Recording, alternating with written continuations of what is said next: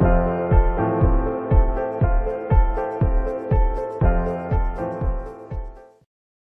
in welcoming our President, European Chamber President, Joerg Wuttke.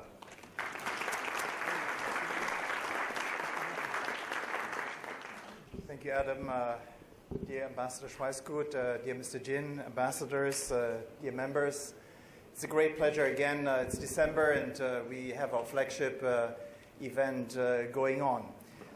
The title is Changing Landscape, and maybe I just want to take this opportunity to become a little bit philosophical and nostalgic about this. Having spent time in China since 1982, 25 years living in this country, I have been witness to constant changes. But what's different now? What is the theme of today? If I divide this into three categories, first of all into politics, I must say that in the 80s I've seen far more changes. One thing that of course did never change is the one-party system that this country has chosen. But in the 80s there was really turmoil and a lot of changes that took place. And I think many of us, with the memory that we have gathered over the last years, actually see this stability and this kind of maturity in the system, because two presidents were ruling this country for 23 years. And now we have a new chief executive, so to speak, President Xi Jinping in office 3 years. And I see more changes in the political landscape than ever before. The anti-corruption campaign is incredible in its breadth and in its depth. And from the European Chamber in the Business Confidence Survey, we have highly welcomed this campaign. He's a man in a hurry. And we can see that there are a lot of topics and visions coming out of Zhongnanhai. But what we're a little bit noticing is there's a very strong symbolism in most of that. And we sometimes see a lack of substance. And that shows also in this implementation of third plenum that the Chamber has been commenting on in the last position paper that basically indicates that 2 years after the plenum, still a lot has to be done, granted until 2020, but still it was a bit disappointing to see the implementation of that. The second topic we have seen with a great symbolism is One Belt, One Road, where also we are still lacking the kind of substance behind it.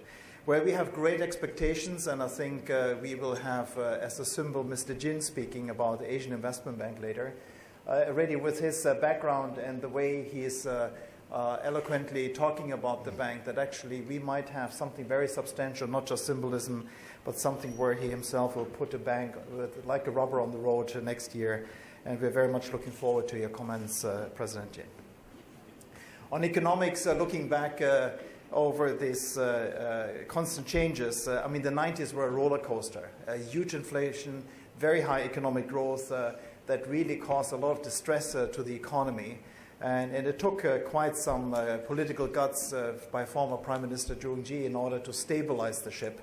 And he also used WTO as a mechanism in order not just to project a better economic landscape, but also to bind China globally into our global corporate system, global system. He did the heavy lifting, I think, and then, as very often also in my own country, Germany, someone does the heavy lifting and then someone else reaps the benefits. And I think that 10 years of 10% growth have shown that the results of his reform efforts were clearly seen. China was on a very strong trajectory.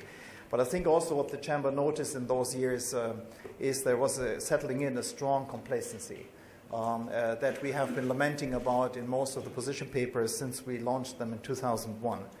And also the complacency showed a lack of actions that really brings problems to this economic landscape.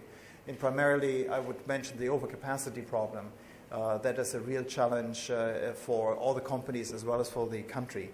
In 2009, we have launched a paper on this one, and I'm happy to announce that possibly we're aiming at the end of February to have a overcapacity 2.0 study, as also we can sense strong eagerness within the State Council DRC and the leading group to come up with a study that again advocates what to do in order to tackle this problem. the Chamber again wants to be relevant for decision makers in recommendations we do. The changing is also that we have seen now a new development in debt. The credit avalanche that we faced since 2009 that basically many of us benefited from, incredibly strong growth in this country, whereas other parts of the world were facing a hard time, is now increasingly showing up in debt and possibly also in non-performing loans. So the thing that we have to face is a bit of more uncertainty in the economic landscape. We see on the one hand reforms, particularly in the financial sector, where the reformers are very strongly represented. At the same time, the financial segment shows deflationary tendencies. And I'm sure that this event today will tackle these topics far more professional than I could actually mention those.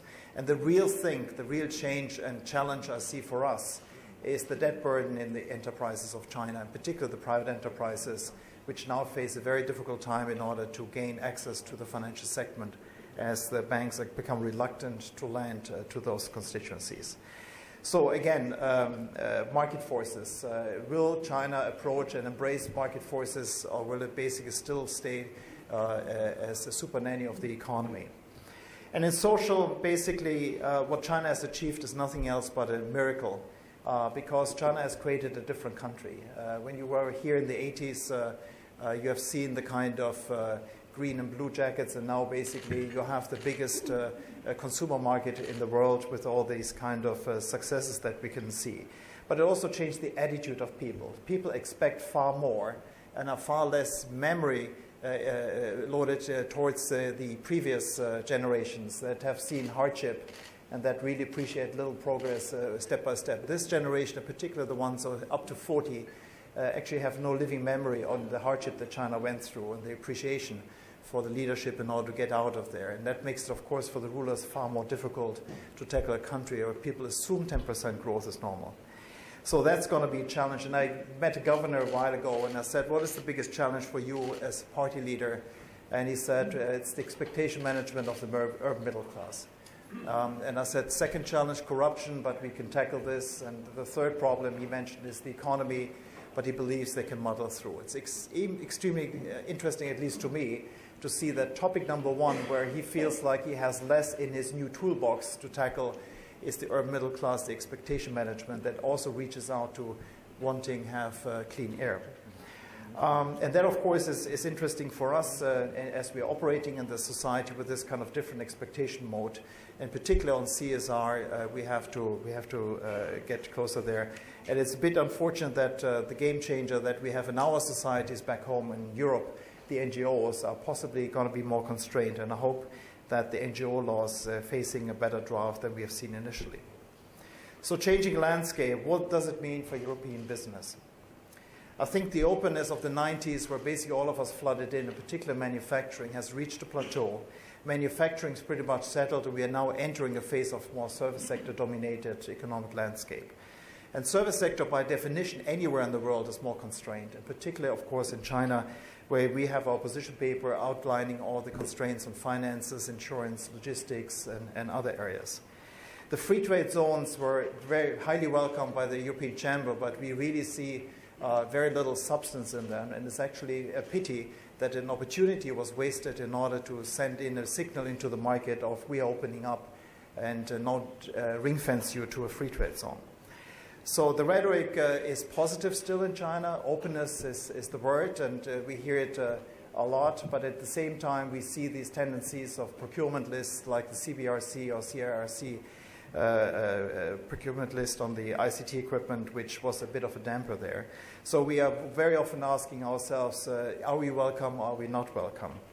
The enthusiasm for reform seems to be fading, which is a great pity. That I was told by a minister last week.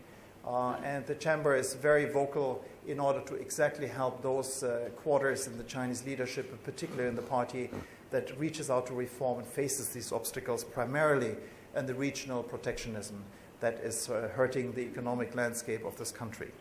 It feels like sometimes China needs a domestic WTO in order to overcome this because we know ourselves as having 28 member states in Europe how difficult it is to unite the market. China has 31 member states, so in a way, regional pushback against reforms is a real downer, and we hope that the leadership finds the political clout in order to tackle that. So do we have to wait until 2018, or will the reforms settle in much stronger over the next 2 years? We don't know. But what I'm sure of by meeting these reformers in the party and in some government agencies is there is still a strong will in order to move forward, and we need that because China has to succeed. On the economics, I think all of us know that when you go into a headwind situation, you tighten the ship. Cost cutting, possibly even laying off people were the responsiveness of the members in our business confidence survey in June. And unfortunately, as Europeans, we're very familiar with recessions. I wouldn't say that China has for a recession, but at least we know how to deal with a downturn. And I think one is clear, extrapolation, China will be growing double-digit or very strong over the next year. Is over loan growth will be there. The Li Keqiang index, which made it so famous, is already somewhere at 2%. We are at 6.9%, and we just have to get used to it, that we have to operate differently in this challenging environment. At the same time, challenging environments opens up opportunities, consolidation, trying to establish yourself better than your competitors do, something we did in the late 90s under the former Prime Minister Zhu as he opened up WTO, the market for us. And in a way, what's up there for us? China entered WTO once, they can't enter twice. What we have as a WTO light is a comprehensive agreement of investment that Europe is negotiating with China, and which we very much support, and we hope that it's not just opening Europe or having the security of the European market for Chinese investors, but also that market access is improved for us here, and that it has a similar effect as it did the WTO session in 2001, that the Chinese leadership uses that in order to push reforms within their own system. So Chinese will also benefit from this one, and we are looking into massive Chinese direct investment into Europe, but already now dwarfs what we do as Europeans here in China. We highly welcome this, and we're very happy that they've chosen our continent known for high tech and good HR and good education systems. To finish off, I think changing landscapes is going to make our life more complex here. The extrapolation is over, as I said, and we have basically a population that has a different request. We have a government which is seeking its way towards reforms. The urban middle class that this governor was mentioning asks for more quality, reliability. That's where we excel. And I think European business actually is well placed to go through a rough patch, as I have absolutely no doubt that medium long-term China still has a long run of strong economic growth. But we have to see how this country manages this next 2 or 3 years to go. The European Chamber will be participating actively. We will do our recommendations, and the recommendations can only come from those best positioned to give them. That's you, your members. We rely on you in order to position the Chamber as a trusted friend of China. Thank you very much.